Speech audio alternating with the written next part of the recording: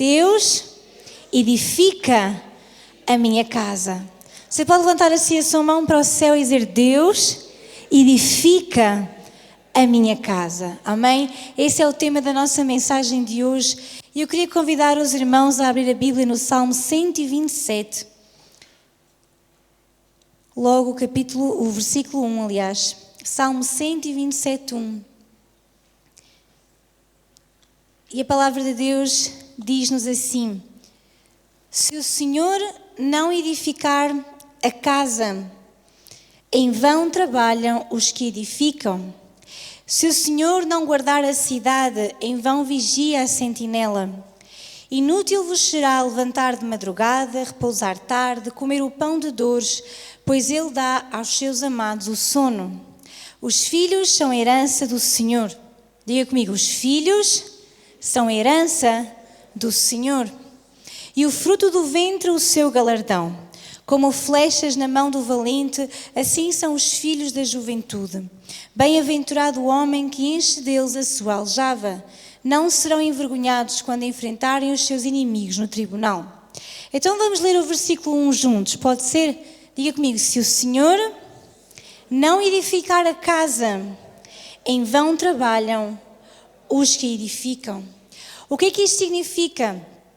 Quantos aqui que estão aqui nesta sala, nesta noite, podem dizer que contribuem para a edificação da sua casa? Todos nós contribuímos para a edificação da nossa casa.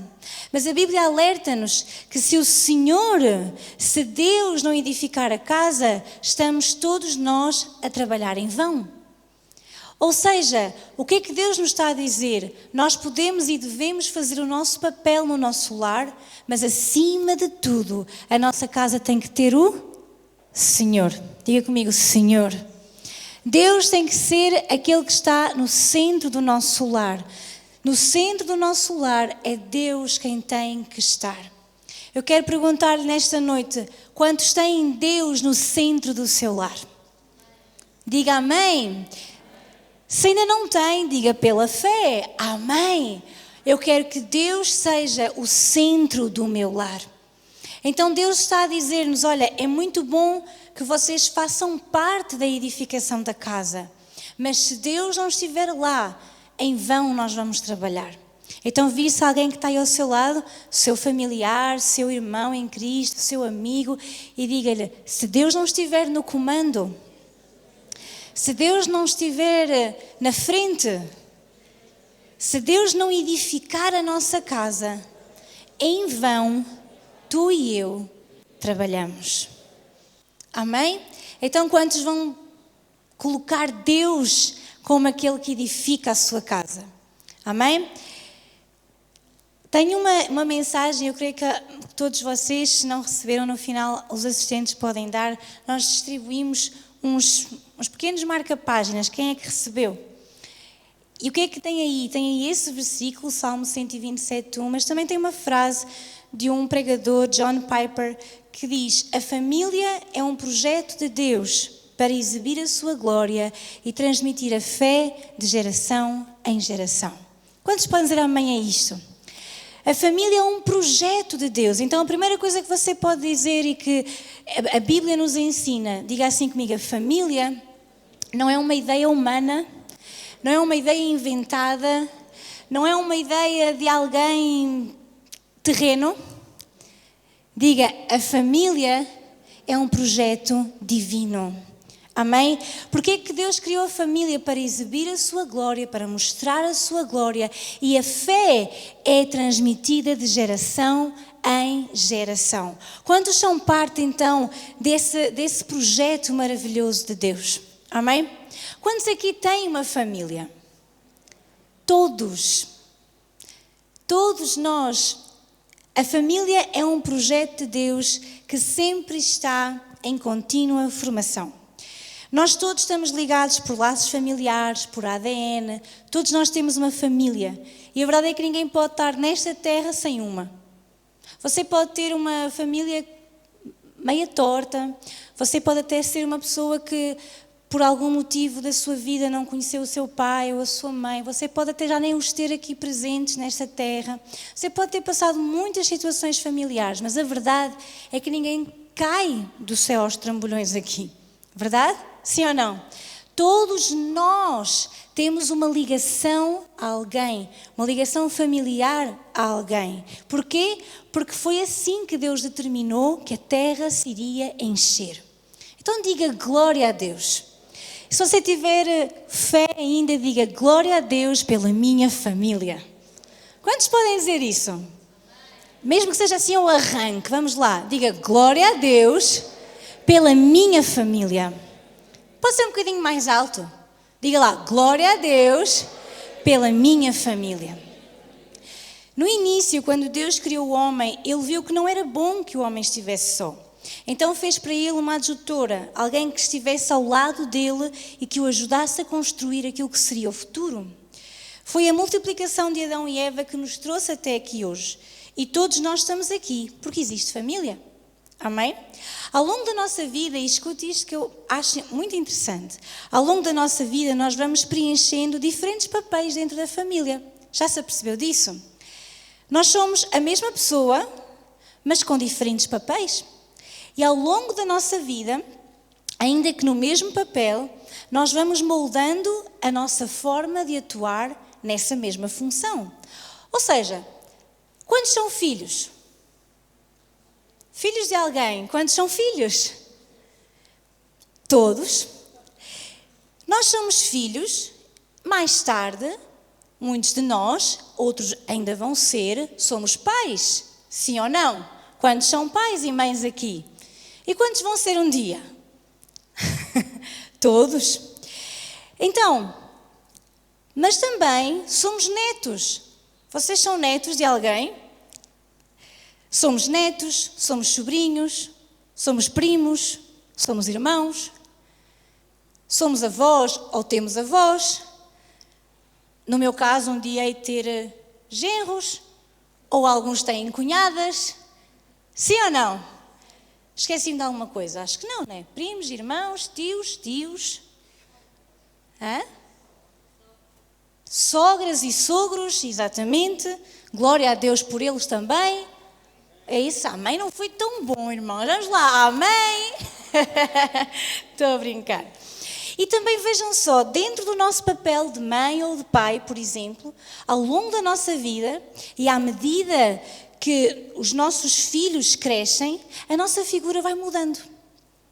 Porque é diferente ser mãe de um bebê, depois ser mãe de uma criança, ser mãe de um adolescente ou pai, de um jovem e depois de um adulto já casado. Sim ou não? Quantos estão aqui que já viveram esse processo? Já foram pais de bebés, de crianças, de adolescentes, de jovens e já viram os seus filhos casados? Há aqui alguém assim nessa condição?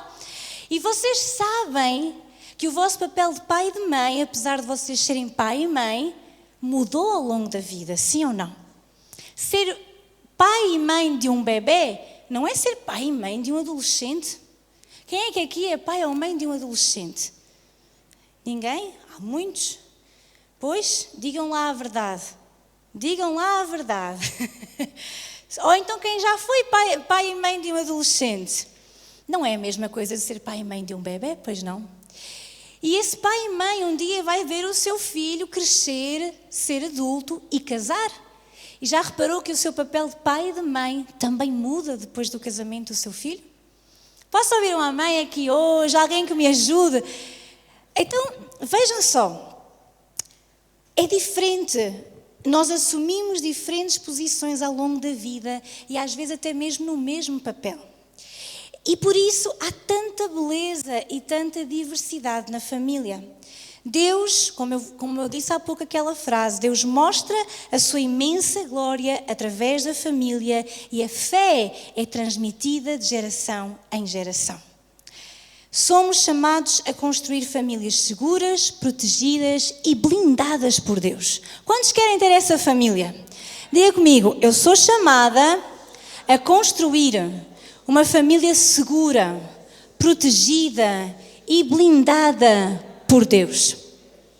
Vamos dizer isto mais alto? Diga a alguém então que está ao seu lado. Tu és chamado a construir uma família segura, protegida e blindada por Deus. Amém? Quantos estão hoje aqui dispostos a dizer assim: Deus, conta comigo para edificar essa grande obra, esse grande projeto que é a família?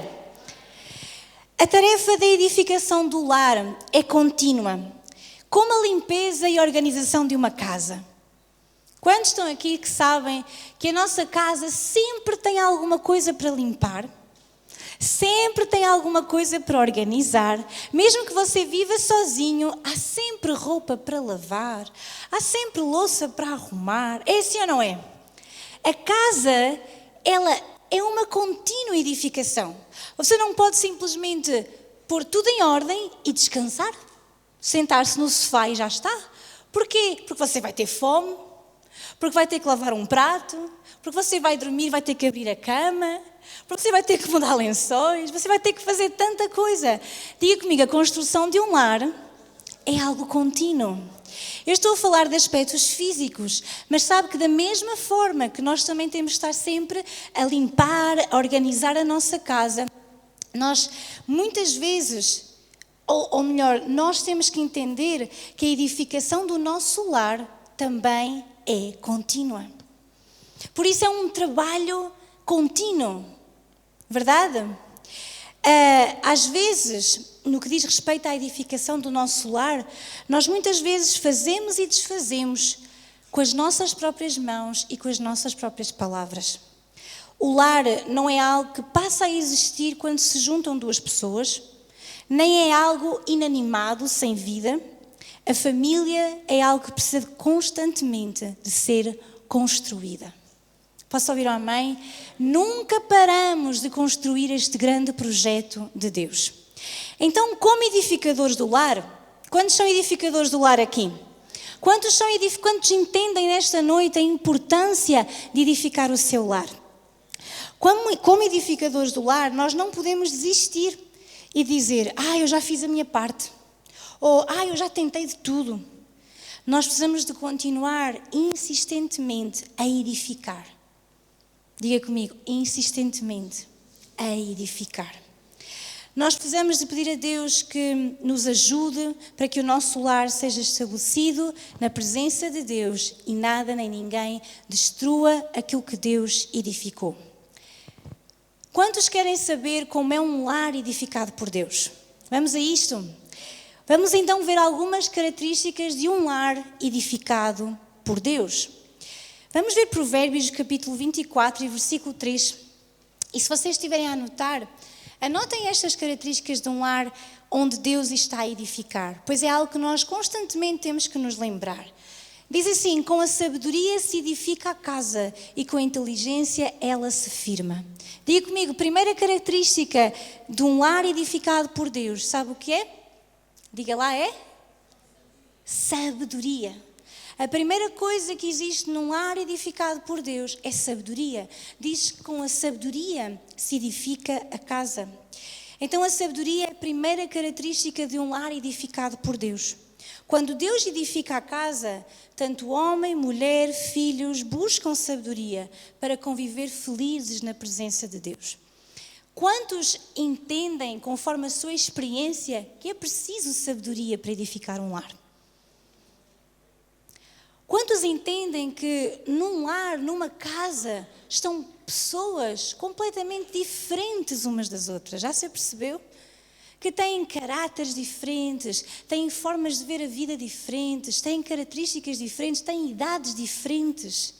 Então diga comigo, eu preciso de sabedoria para edificar o meu lar. Às vezes muitas coisas se perdem por falta de sabedoria. A Bíblia deixa-nos conselhos e exemplos de como nós devemos agir e como não devemos agir enquanto membros de uma família. As nossas responsabilidades mudam à medida que crescemos e os nossos papéis vão sofrendo alterações. Por exemplo, uma criança, enquanto depende dos seus pais, deve-lhes obediência. Certo? Diga comigo, uma criança deve obediência aos seus pais. Mas quando adulto, essa mesma pessoa que já foi uma criança que tinha que obedecer aos seus pais, enquanto adulto e quando ele constrói a sua própria família e torna-se independente dos seus pais, ele deve-lhes honra e respeito. Posso ouvir um amém? Eu sei que é um pouco diferente esta sexta-feira, mas ela vai ser assim, aprendermos a edificar famílias blindadas e protegidas por Deus, amém? Quantos estão a ser abençoados? Então escute, nós precisamos de entender que na nossa casa nós precisamos de sabedoria, porque ao longo da nossa vida muita coisa vai mudando. A sabedoria que nós precisamos para educar um bebê não é a sabedoria que nós precisamos para educar um adolescente. Para ajudar um jovem adulto a começar a trilhar na vida, a escolher a profissão que vai ter. Tudo isso demanda de nós outra forma de estar, outra forma de agir, outro tipo de sabedoria. Verdade? Então, nós precisamos de encontrar equilíbrio para saber como agir à luz da palavra de Deus. E por isso é tão necessária a sabedoria. Família é um conjunto de pessoas diferentes, com características diferentes, e é preciso sabedoria para nós aprendermos a valorizar cada um no lugar e no papel que lhe cabe dentro da família. Vamos ver também Provérbios, capítulo 14, Provérbios 14, 1.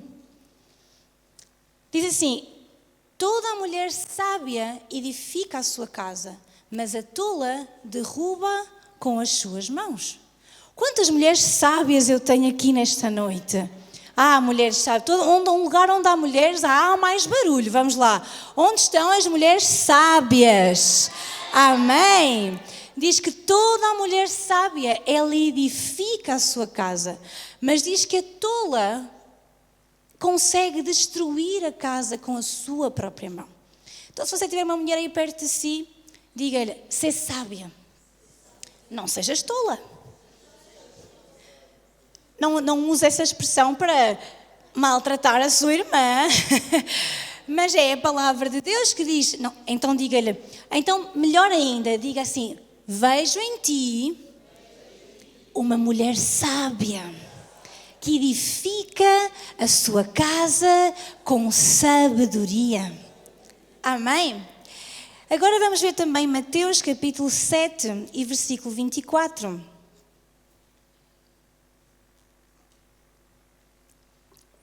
Vamos ler do 24 ao 27, diz assim: todo aquele, pois, que ouve estas minhas palavras e as pratica, será comparado a um homem prudente. Noutras traduções diz a um homem sábio, que edificou a sua casa sobre a rocha. Caiu a chuva, transbordaram os rios, sopraram os ventos e deram com ímpeto contra aquela casa, que não caiu, porque fora edificada sobre a rocha. Todo aquele que ouve estas minhas palavras e não as pratica, será comparado a um homem insensato, que edificou a sua casa sobre a areia. Caiu a chuva, transbordaram os rios, sopraram os ventos e deram com ímpeto contra aquela casa, e ela desabou, sendo grande a sua ruína. Estamos a falar de quê? De sabedoria, que é preciso sabedoria para edificar o nosso lar. Jesus ensinou que o homem sábio, ele edifica a sua casa, mas o néscio, ou o imprudente, ou o insensato, pode até edificar. Aquele homem insensato de Mateus capítulo 7, ele edifica, certo? Ele diz que todo aquele que ouve estas minhas palavras e não as pratica, é comparado a um homem insensato que edificou a sua casa. O insensato, ele também edifica casa, só que edifica nos fundamentos incorretos. O sábio, porém, ele sabe edificar a sua casa nos fundamentos certos. Eu quero dizer-lhe, você tem que aprender a edificar a sua casa nos fundamentos certos, que são a palavra de Deus. A sua e a minha casa têm que estar suportadas pela palavra de Deus. Sabe, porque numa casa onde há a palavra de Deus, há vida, há paz, há harmonia, há graça, há favor de Deus. Não há tudo fácil, irmãos, mas há Deus lá nos alicerces. Agora, numa casa construída por um insensato, há pornografia. Dá-se lugar a vícios, a hábitos que são errados, e depois esse homem insensato, quando vêm as chuvas, quando vêm os ventos, quando vêm as tempestades, que são os problemas da vida, como fica essa casa? Diz a palavra de Deus que essa casa se destrói. Onde está edificada a sua casa? Se a sua casa está edificada na fornicação, no adultério, se a sua casa está edificada nas guerras, nas contendas, nas invejas, se a sua casa está edificada aí, quando vier um problema, quando vier uma tempestade, ela não pode ficar de pé. Mas quando você é uma pessoa sábia, diga lá comigo, eu sou sábio. Diga com fé, eu sou sábio, para edificar uma casa sobre a rocha. Que rocha é essa? A rocha da palavra de Deus, a rocha inabalável que é Jesus Cristo. Onde está a sua casa edificada? Você tem que olhar e perceber que às vezes nós permitimos que na nossa casa entrem coisas que não deviam entrar. E quando entram essas coisas e a nossa casa se estabelece e firma aí, já estamos a começar mal. Certo? O que é que vai acontecer quando vier um problema, quando vier uma dúvida, quando vier um problema financeiro? A casa, a família não se sustém. Muitos casamentos, muitas famílias não se sustêm porque elas estão alicerçadas na coisa errada. Posso ouvir um amém? Jesus ensinou que o homem sábio edifica a sua casa, mas o néscio ou o insensato, ele pode até edificar, mas a casa desmorona na primeira tempestade. Se o homem edificar algo e a mulher desfizer, ou vice-versa, bem como os pais edificarem e os filhos desfizerem, então a casa não permanecerá de pé. Porque diz a palavra de Deus que uma casa dividida contra si mesmo não pode subsistir. Até dentro do nosso lar tem que haver unidade. Temos que estar com o mesmo pensamento, temos que estar com a mesma ideia, com a mesma convicção. Por isso, irmão, quando você tem que tomar uma decisão, tome conselho com a sua família na sua casa. Você vai mudar de emprego, você vai mudar de casa, você vai mudar de país, você vai mudar de cidade. Sente os seus filhos consigo. Vamos conversar. O grande problema de muitas famílias é quando, ou muitos casais especificamente, é quando o homem vive a sua vida e a mulher vive outra vida. Só se encontram num lugar, mas não se encontram para conversar, não se encontram para ouvir, para escutar um ao outro, não se encontram para mais nada, encontram só para um momento. Os irmãos estão cá? Estou a ajudar-vos hoje. Famílias com vida, irmãos. Quantos querem aprender mais sobre família? Quantos querem edificar o seu lar na rocha que é Jesus? Então, escute, isto é tão importante porque a igreja, ela é construída ou ela é constituída por famílias. E famílias saudáveis são igrejas saudáveis. Posso ouvir um amém? Então nós precisamos edificar a casa em união. No entanto, eu quero dizer-lhe também, você pode estar a viver uma outra realidade. Você pode dizer, mas eu sou viúvo, eu sou divorciado, eu vivo sozinho. A sua realidade pode ser diferente, mas as estruturas têm que ser as mesmas. Mas o lugar onde você edifica a sua casa tem que ser também na palavra de Deus. Não pensar, isso não é para mim porque eu já não tenho os meus filhos em casa. Não, a palavra de Deus é a mesma e não muda, e os fundamentos de Deus na sua vida são os mesmos e não mudam. Amém? Uma casa edificada nos fundamentos da palavra não desmorona com tanta facilidade diante das tempestades. Então, diga comigo, eu preciso trabalhar a edificação da minha casa. Primeiro, eu preciso de, digam vocês, sabedoria. Segundo, uma casa edificada por Deus é uma casa fechada para o mal. Vamos ler Êxodo, capítulo 12. Êxodo 12, 21. E nós vamos ver aí uma situação em que Deus mandou fechar as casas, em que Deus mandou as famílias ficarem dentro de casa. Êxodo 12, 21 diz assim: chamou, pois, Moisés todos os anciãos de Israel e lhes disse: escolhei e tomai cordeiros segundo as vossas famílias e imolai a Páscoa. Tomai um molho, se calhar vou ler por aqui. Então tomai um molho de sopo e molhai-o no sangue que estiver na bacia e lançai na verga da porta e em ambas as ombreiras do sangue que estiver na bacia. Porém, nenhum de vós saia da porta da sua casa até amanhã. Porque o Senhor passará para ferir aos egípcios, porém, quando vir o sangue na verga da porta em ambas as ombreiras, o Senhor passará àquela porta e não deixará ao destruidor entrar nas vossas casas para vos ferir. Estamos aqui naquela situação em que Deus está a ponto de libertar o povo da escravidão do Egito e Moisés está na frente de toda essa situação. Deus está a enviar várias pragas ao Egito e uma delas foi exatamente esta, a última.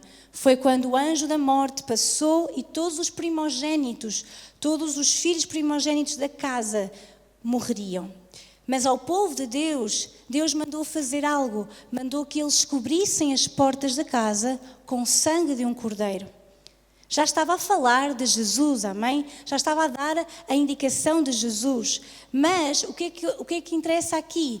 É que Moisés mandou, segundo a ordem de Deus, mandou todas as famílias ficarem fechadas em casa, cobrirem as portas da casa com o sangue de Jesus e ficarem lá dentro. Quando o anjo da morte passou, quando o destruidor passou, diz a Bíblia que o Senhor não permitirá que o destruidor entre nas vossas casas para vos ferir. Quantos querem ter a sua casa blindada, protegida com o sangue de Jesus Cristo? Então, uma característica também é que a nossa casa, quando ela é edificada por Deus, ela é fechada para todo o mal. Agora escute isto, quando o povo de Deus saiu do Egito, Deus mandou que celebrassem a Páscoa e que se alimentassem todos juntos em família. Naquele momento, todos deveriam estar dentro de casa adorando ao Senhor. Do lado de fora, o sangue do Cordeiro marcava as portas dos lares do povo de Deus. As casas com a marca do sangue do Cordeiro estavam protegidas contra todo o mal. Então a casa edificada por Deus, ela tem que ser fechada também contra todo o mal. Muitas casas hoje estão bem trancadas e vigiadas fisicamente. Muitas casas estão protegidas fisicamente, mas o mal entra pela porta da frente, na vida dos próprios membros da família. Precisamos ter atenção àquilo que deixamos entrar na nossa casa. Através da televisão, da murmuração lá em casa, ou até de objetos e vícios, às vezes escancaramos a porta ao inimigo e ele entra pela porta da frente. Nem precisa da porta dos fundos. Ele entra mesmo pela porta da frente. Como? Através de nós mesmos, que deixamos que na nossa casa entrem coisas que não deviam entrar. Entra a queixa, a murmuração, entra a discussão, entra a guerra, entram vícios, entram tantas coisas dentro da nossa casa que dão mau exemplo aos demais dentro da casa. E às vezes questionamos, por que estamos a viver isto? Por que é que estamos assim? Por que é que estamos assim com a nossa família aqui em casa? Muitas vezes porque o mal já está lá dentro. Posso ouvir pelo menos assim um é verdade? Um amém não, porque nós não concordamos, não queremos isso. Mas é verdade ou não é verdade? O que é que você está a deixar entrar pela porta da frente da sua casa? E até que ponto a sua casa está mesmo protegida com o sangue de Jesus Cristo? Tantas vezes há mal-estar em casa, entre os membros, com discussões, com guerras, e as pessoas mesmo perguntam porquê é que nós estamos assim uns com os outros. E eu digo-lhe, questiona o que você deixou entrar na sua casa. Questiona quem reina no seu lar. Quem reina na sua família. Somente através da comunhão com Cristo e o poder de Deus é que nós podemos proteger a nossa família. O sangue do Cordeiro representa o perdão dos pecados, que purifica a família e a guarda de todo o mal. Diga assim comigo, eu clamo o sangue de Jesus sobre a minha vida, sobre a minha casa, minha família. Amém? Quantos vão questionar e pensar o que é que eu tenho deixado entrar na minha casa? Amém? Uma casa que é edificada por Deus é uma casa fechada para o mal. E também uma casa edificada por Deus é uma casa cheia de luz. Diga comigo, cheia de luz. Vamos ver Marcos capítulo 4 e versículo 21. Diz assim, também lhes disse, vem porventura a candeia para ser posta debaixo do alqueire ou da cama? Não vem antes para ser colocada no velador? Escute, a luz é essencial para a vida, sim ou não? Uma casa iluminada e arejada transmite um ambiente de paz e alegria. Já um ambiente onde a escuridão obscurece as pessoas, um não vê o outro porque as trevas entram dentro do lar. Uma das pragas do Egito, há pouco vimos a última praga a última praga, mas uma das pragas do Egito foram as trevas nas casas.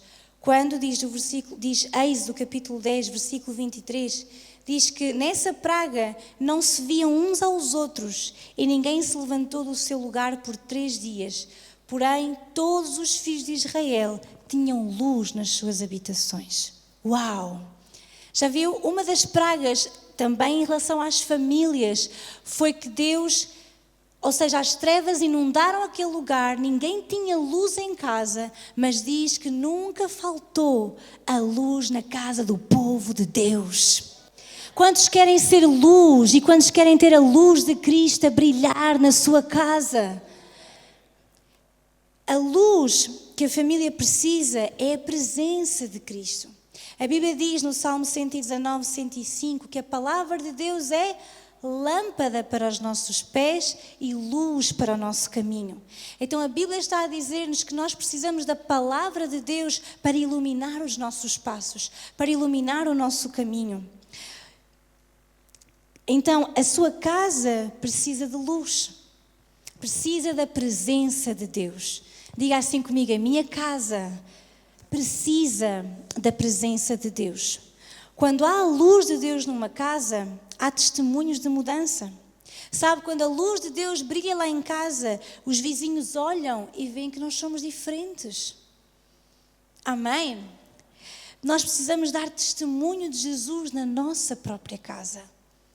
Nós temos que marcar a diferença. Se você está aqui nesta noite e você diz, meu Deus, ainda não consigo assim tão bem marcar a diferença.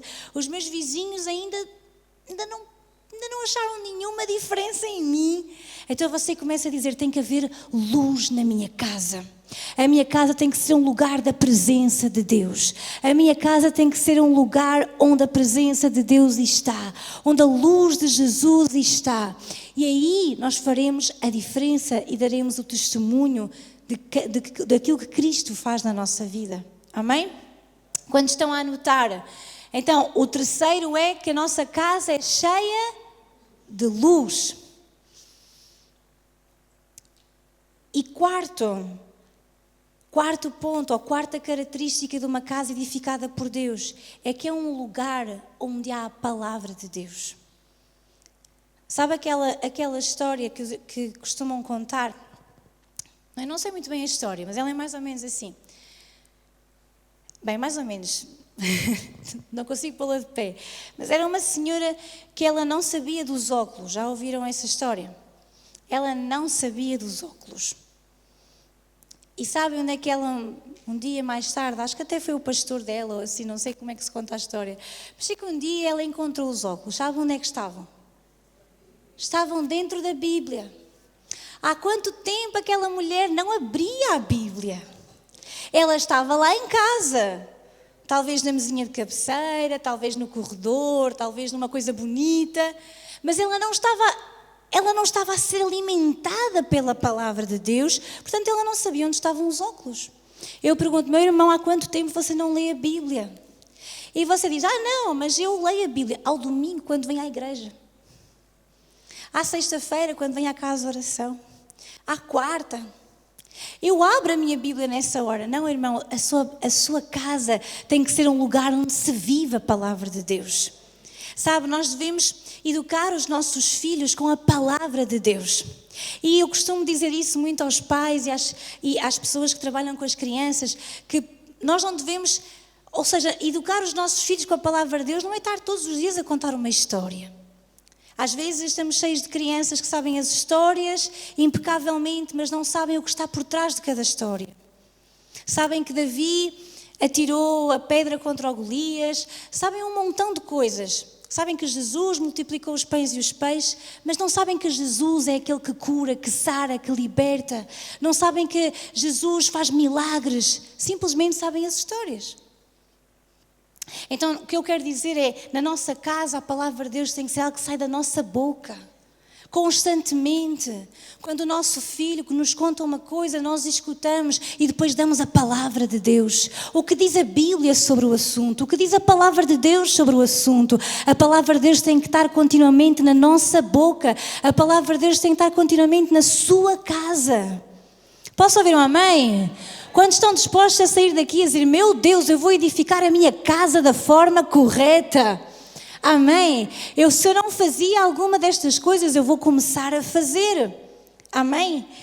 Deuteronômio capítulo 6 e versículo 6 até ao versículo 9 diz assim: estas palavras que hoje te ordeno estarão no teu coração e as intimarás aos teus filhos, e delas falarás assentado em tua casa, andando pelo caminho, deitando-te e levantando-te.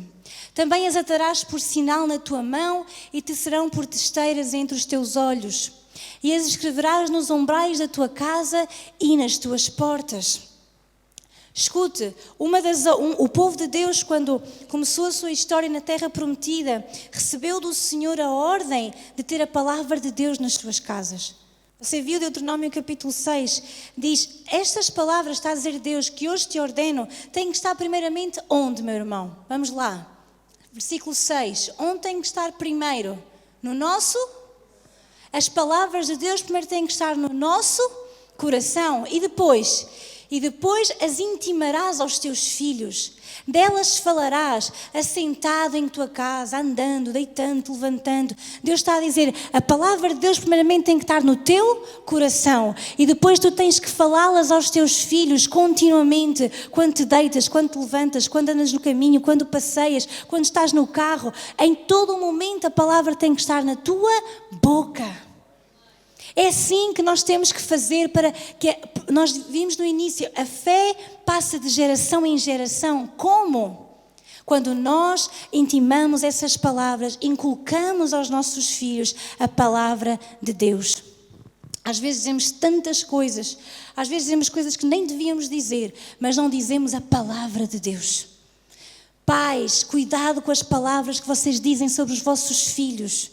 Pequenos, grandes, casados, ainda bebés, cuidado com as palavras que declaramos sobre os nossos filhos. O que é que você anda a dizer sobre eles? O que é que andamos a dizer sobre a nossa geração, sobre as futuras gerações? Diga assim comigo, eu digo palavras de bênção. Diga, eu digo palavras de bênção. Eu declaro palavras de bênção. Somente através da palavra de Deus, a vida da família dos servos de Deus pode permanecer e vencer em tudo. A casa edificada por Deus tem lugar para a palavra acima de tudo. Na família, desde as menores coisas até às maiores, devem ser orientadas pela palavra de Deus, que é a verdade. Para isso, nós precisamos de estudar as Escrituras e aprender o que Deus nos ensina para nós vivermos uma vida feliz na presença de Deus. Amém? Se você quer a sua casa edificada por Deus, você precisa de levar a palavra de Deus para o seu lar. Você precisa de transmiti-la às pessoas que o rodeiam. E agora deixe-me só dar aqui um apontamento. Você pode dizer, mas eu já estou a aprender isto agora. Já vou tarde. Os meus filhos já saíram de casa. Eu já não tenho a mesma... Continue a edificar o seu lar. Talvez você não teve a oportunidade de falar com os seus filhos, fale com os seus netos, mas fala a palavra de Deus. Amém? Declara a palavra de Deus sobre eles. Leva a palavra de Deus para a sua casa. Amém?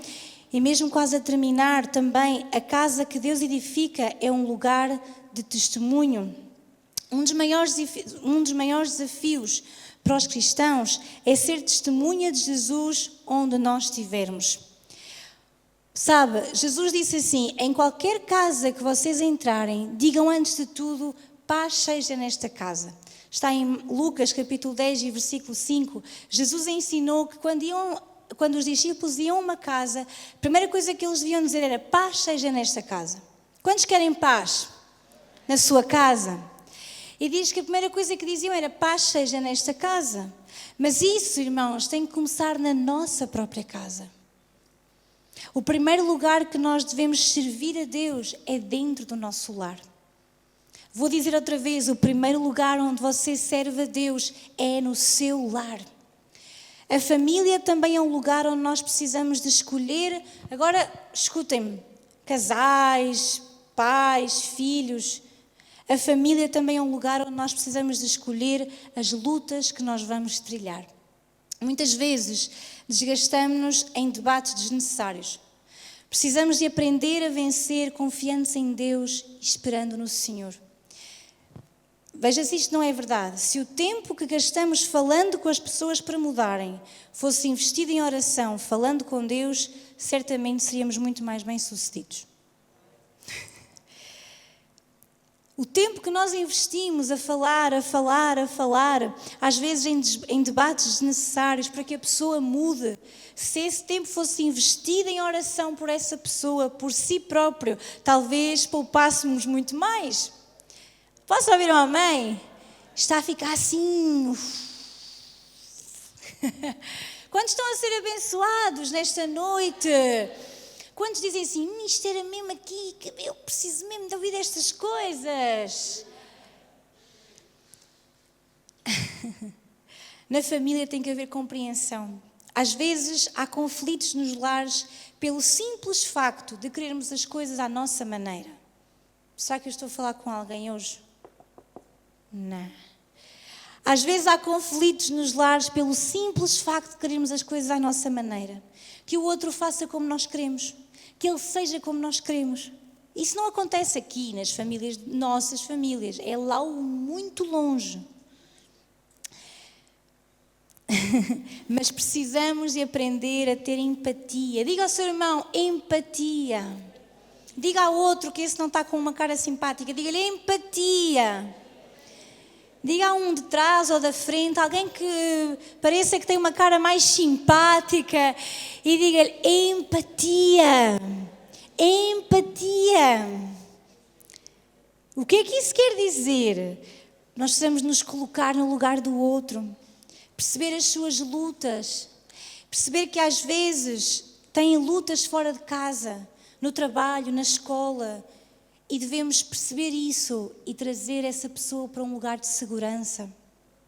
Eu vou dar-lhe um exemplo meu para ser assim mais neutro, vou falar de crianças, né? Às vezes, não sei se isso acontece com os irmãos, mas eu penso que sim. Às vezes vou buscar a Esther à escola e observo o comportamento dela, observo como ela fala, observo como ela conta as coisas, e às vezes eu noto que ela está feliz. Ela vem ali e está contente e fala, e eu deixo-a falar. Mas há dias em que ela vem mais sisuda e eu faço-lhe as mesmas perguntas, mas as respostas são outras. Então, como correu a escola? Foi bom. Mas correu tudo bem na escola? Foi. Mas estás bem? Estou. Ai, mãe! Ei, tranquilita. O que é que eu quero dizer com isto? Que às vezes eu tenho que entender que aquelas respostas mais não são porque lhe apetece responder mal. Eu tenho que ter empatia e perceber: espera lá, estas respostas vêm de quê? O que é que se passa? Então eu começo um trabalho com ela naquelas próximas horas. Eu sei que lá para as 10h30... 11 horas, quando ela já devia estar bem a dormir, ela vai começar a abrir a boca. Então eu vou ter que ter muita paciência, às vezes os olhos já pesam, mas eu vou para a cama com ela, eu pergunto, e aí ela começa: oh mãe, eu queria que... No outro dia disse-me assim: eu queria que na escola houvesse câmaras. Eu: sério, filha, para quê? Para tu veres o que eles me fazem. Eu: oh, filha, mas eu acredito em ti, conta-me, que eu acredito em tudo o que tu me contares. Então ela começa, quando ela está mais chateada naquele dia, ela começa, e às vezes eu digo: ai meu Deus do céu, as homens, siga em frente, vou ouvi-la. Posso ouvir uma mãe? Vou ouvi-la. Vou perceber porque é que ela naquele dia está tão azeda comigo. E eu quero dizer o mesmo na sua casa. Às vezes você chega à casa ou está a fazer o jantar e o seu marido chega e vai direto à casa de banho. Vou-lhe dar um truque. Se você lhe tirar o telemóvel, demora um bocadinho menos de tempo. Estou a brincar. Isto agora já é tipo mulheres a falar de homens, né? Não. Mas imagina, você está lá a fazer o comer e ele chega à casa, vai à casa de banho, ou vai não sei o quê, ou vai para a sala a ver televisão e você está... Então, mas o que é isto? Tive um dia cansativo e agora está ali, especado, não faz nada. Se você não tiver empatia, você vai criar uma guerra na hora. Lá está. Pense nas guerras que você vai trilhar na família. Nós temos que medir. Esta vale a pena trilhar ou não? Mas a empatia diz assim, ok, respira. Talvez ele tenha passado um mau bocado no trabalho. Talvez ele tenha aquelas respostas azedas que a Esther também tem quando vem da escola, porque se calhar alguma coisa não correu bem. Então o que é que eu tenho que ter? Empatia. Pôr-me no lugar da outra pessoa, mas agora não me escute e pensa assim, estás a ver? Tens que ter empatia com o gemois. Falta-te empatia para com a minha pessoa. Não, você começa a praticar a empatia.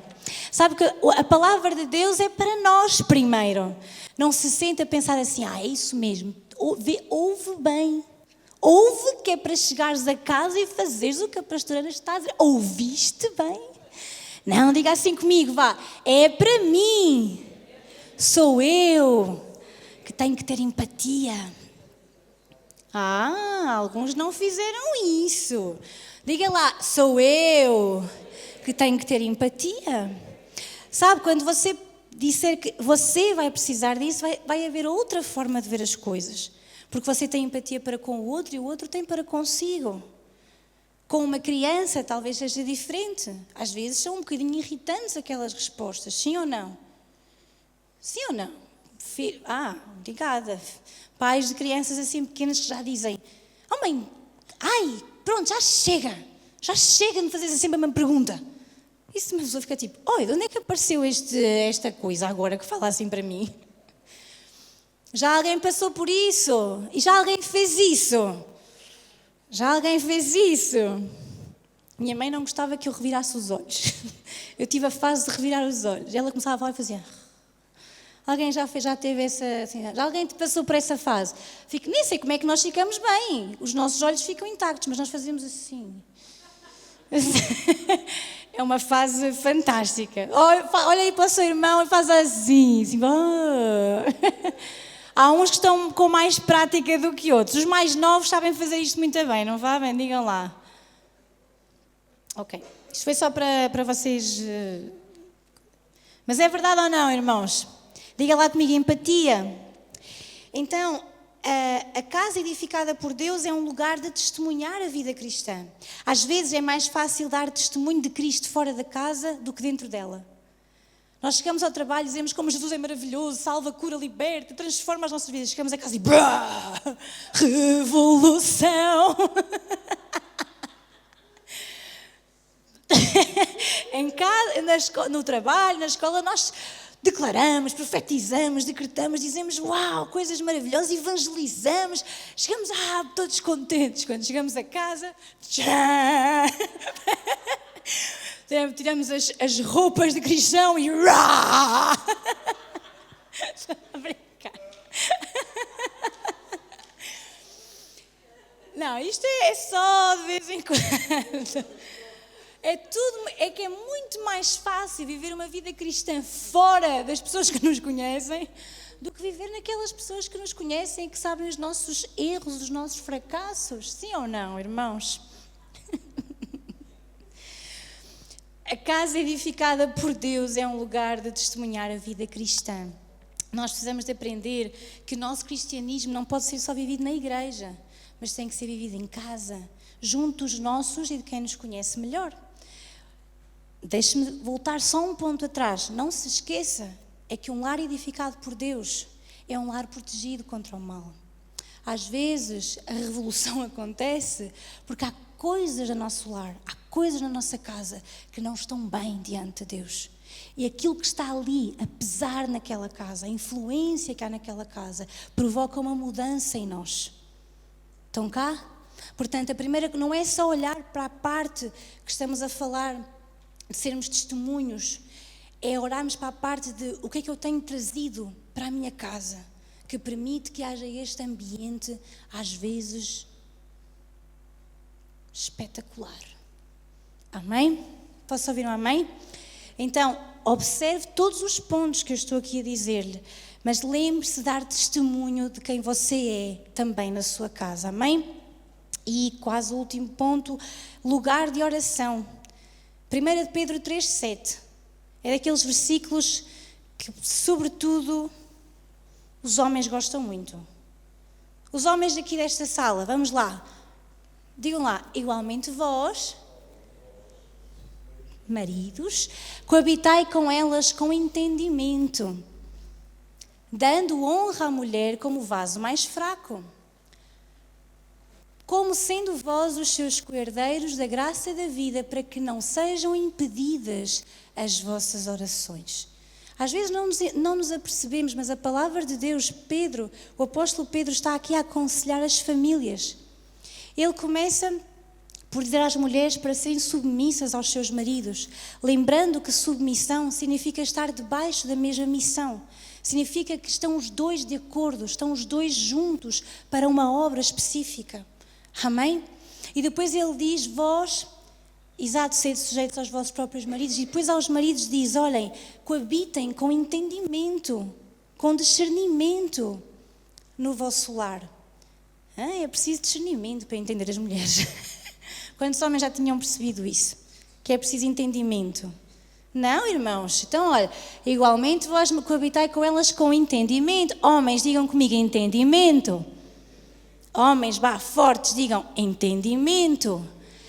Ou então outra versão diz discernimento. O apóstolo Pedro continua com os seus conselhos para a família, falando agora para os homens. Fala como eles devem tratar as suas esposas, com muito amor, e diz que é importante, para quê? Para que não se interrompam as vossas orações. Agora, mulheres, não peguem nisto para dizer, se me tratas mal, já não são, as tuas orações já não são ouvidas. Não se apoderem disso, mulheres, mas escutem, a Bíblia está a dizer-nos que há orações que nós fazemos que não são libertas, cuja resposta não é liberta, as orações são impedidas. Porquê? Porque não há paz nos lares. Posso ouvir o amém? Porque diz o apóstolo Pedro, olhem, maridos, atuem com as vossas esposas com discernimento, entendam que elas são a parte mais frágil. Tratem-nas, nesta tradução diz, tratai-a com dignidade. E depois diz, porque vocês os dois são herdeiros da mesma graça de vida. Vocês os dois são filhos de Deus. Vocês os dois são alvo da graça de Deus. Tratem as mulheres como alguém mais frágil. Porquê? Porque fisicamente, emocionalmente, fomos assim construídos, sim ou não? Claro que não temos que nos aproveitar disso, mulheres, para agora sermos um poço de problemas, certo? Mas o que é que nós temos que entender? Que a falta de entendimento no lar e a falta às vezes de entendimento da própria palavra de Deus pode provocar que orações sejam interrompidas. Então, quantos querem as suas orações interrompidas? Ninguém. Quantos querem que as suas orações sejam ouvidas dos céus e respondidas pelo Todo-Poderoso? Então, vamos fazer o que a palavra de Deus diz, amém? O apóstolo Pedro então fala como devem tratar as suas esposas e diz que é importante para que as suas orações não sejam interrompidas. Então a falta de amor no lar muitas vezes atrapalha até mesmo as nossas orações. E isso é possível, nós temos exemplos na Bíblia. Por exemplo, Daniel teve um momento em que ele estava a orar e foi revelado que demónios estavam a tentar interromper as suas orações. Jó também foi alvo de uma grande perseguição do inimigo. E o mesmo acontece nas nossas famílias e muitas vezes nós não percebemos a grande batalha espiritual em que estamos envolvidos. O que é que diz Efésios 6:12? Diz que a nossa luta não é contra a carne e o sangue. A sua luta não é contra o seu marido, a sua luta não é contra a sua esposa, a sua luta não é contra os seus filhos, a sua luta não é contra o seu tio, o seu primo, a sua luta é contra o inimigo, é contra o diabo, é contra esse que nós temos que nos levantar, amém? A casa edificada por Deus tem que ser um lugar de oração, porque busca orar mais pela sua família e em conjunto no seu lar. No momento de falta de sabedoria, muitas vezes desperdiçamos bênçãos que já foram derramadas sobre nós e as orações são interrompidas por coisas que podiam ser evitadas. Verdade ou não? Mais importante de qualquer queixa é o poder de oração na vida da família. Amém? E vocês agora já podem subir. Eu vou terminar com Lucas, capítulo 15, versículo 8. Quantos gostaram desta mensagem? Lucas capítulo 15, versículo 8, fala da mulher que perdeu, Lucas capítulo 15, versículo 8, fala daquela mulher que perdeu uma moeda, diz, ou qual a mulher que tendo 10 moedas, se perder uma, não acende a candeia, varre a casa e a busca com persistência até achá-la. E quando a encontra, chama as amigas e vizinhas, dizendo, alegrai-vos comigo, achei a moeda perdida. A mulher que encontrou a sua moeda perdida, ou a sua dracma em algumas traduções, se alegrou ao encontrá-la e compartilhou com outras famílias esta bênção alcançada. E assim acontece na família que é edificada por Deus. Escute, muitos dracmas, muitos valores no lar estão perdidos dentro do nosso lar. Então o que é que esta mulher fez quando perdeu a sua moeda? Diz que acende a candeia, diga comigo, acende a candeia, varre a casa e procura até encontrá-la. Quando nós perdemos alguma coisa de valor, nós também fazemos isto. Se você perder alguma coisa de valor na sua casa, você não vai deixar, pronto, deixa lá. Não, você começa a procura, o que é que você faz? Se calhar limpa melhor as coisas, vai fazer uma escolha de coisas que quer, que não quer, porque sabe que ela está algures por ali. Se você tiver uma gaveta cheia de coisas e você souber que ali está aquilo que você procura, mas você não encontra quando olha, o que é que você faz? Vai arrumar essa gaveta. Porquê? Porque você quer encontrar. E há muitos valores que estão perdidos dentro das suas próprias casas. Na nossa família existem tesouros bem perto de nós que muitas vezes não vemos. Valores como o relacionamento em família, valores como passar tempo juntos, valores como sorrir, contar umas piadas, dançar na cozinha, alegrar-se com a família. São valores que se estão perdendo dentro das próprias casas, pela força das circunstâncias, pelo stress, pela ansiedade, pela pressão. Há valores que se começam a perder, mas você precisa fazer como esta mulher. Comece a acender a candeia. Acenda a luz dentro do seu lar. Acenda a palavra de Deus. Acenda a presença de Deus no seu lar. E depois o que é que faz? Varra a casa. Varra da sua casa o que não interessa. Às vezes são palavras. Peça perdão. Limpe isso da sua vida. E comece de novo. Mas já está assim há muito tempo. Começa outra vez. Porque lar é edificação contínua. Lar é perdão contínuo. Lar é edificação contínua. O que é que você precisa fazer? Acender a luz na sua casa. Brilha Jesus na minha casa. Você tem que levantar a sua mão para o céu e dizer a frase que eu disse no início, que é o tema da mensagem. Deus, edifica a minha casa. Você precisa de acender a luz de Cristo em sua casa. Depois começa a varrer. Começa a arrumar, começa a tirar aquilo que não presta, começa a pedir perdão, comece de novo. Depois diz que ela procura com persistência, procura de novo resgatar valores que se perderam na sua casa.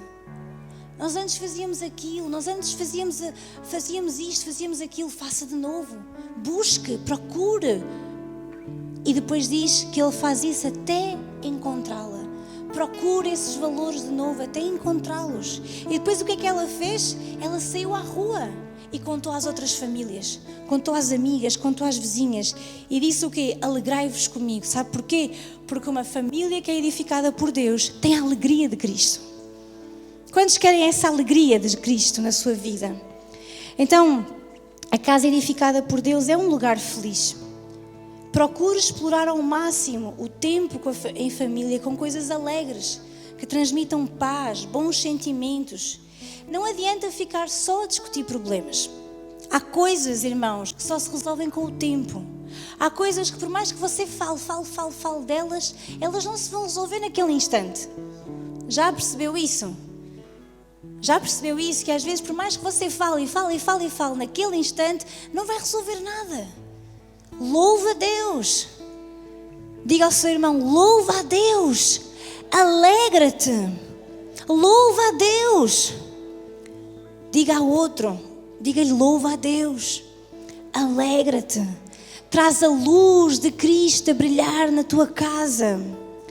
Então aproveite ao máximo e leve a alegria para a sua casa.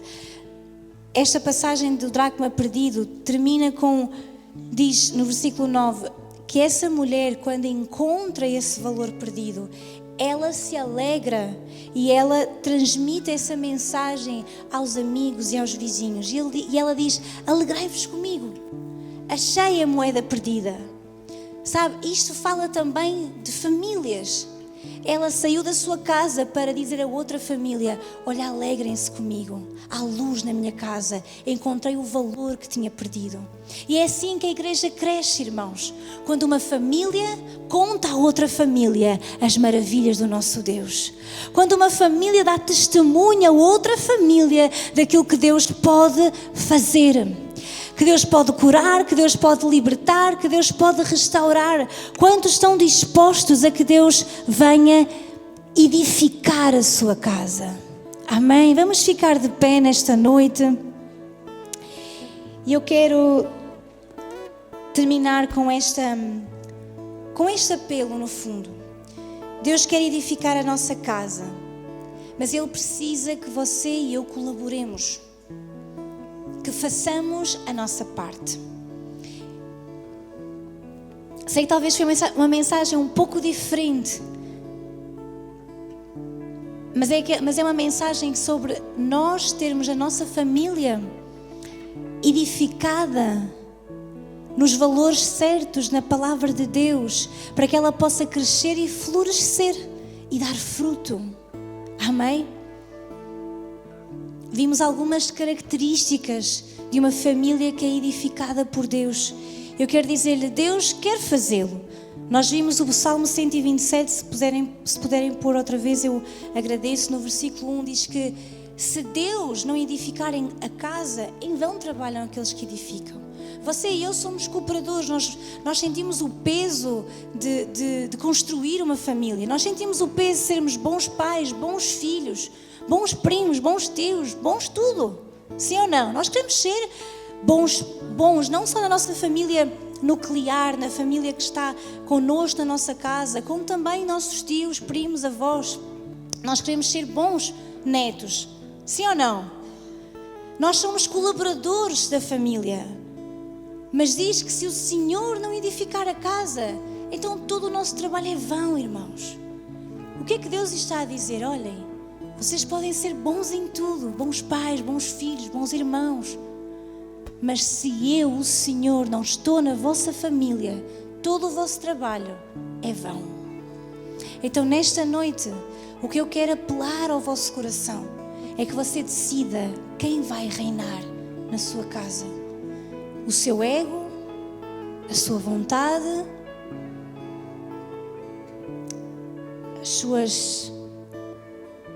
os seus problemas, as suas circunstâncias, a sua razão. Quem vai governar o seu lar? A sua razão? Ou você vai deixar que o Senhor governe o seu lar? No dia em que você permite que Deus edifique a sua casa, diz a Bíblia então, que se o Senhor não edifica, em vão trabalham os que edificam, mas se o Senhor edifica, o contrário também acontece. O nosso trabalho, a nossa cooperação com Deus também vai trazer bons frutos. Então hoje, deixe Deus edificar a sua casa com sabedoria. Lembre-se disto, sabedoria para edificar a casa. Feche a sua casa contra todo o mal. Hoje, aqui neste lugar, comece a meditar e a pensar o que é que eu deixei entrar na minha casa. O que é que eu deixei entrar na minha casa que eu não deveria ter deixado? O que é que começou a entrar no meu lar que trouxe frieza à nossa relação, à nossa família? Encha a sua casa de luz. Permita que a palavra de Deus reine na sua casa. Quando você não souber o que fazer, simplesmente louva a Deus. Quando você não souber mais o que dizer, simplesmente ore.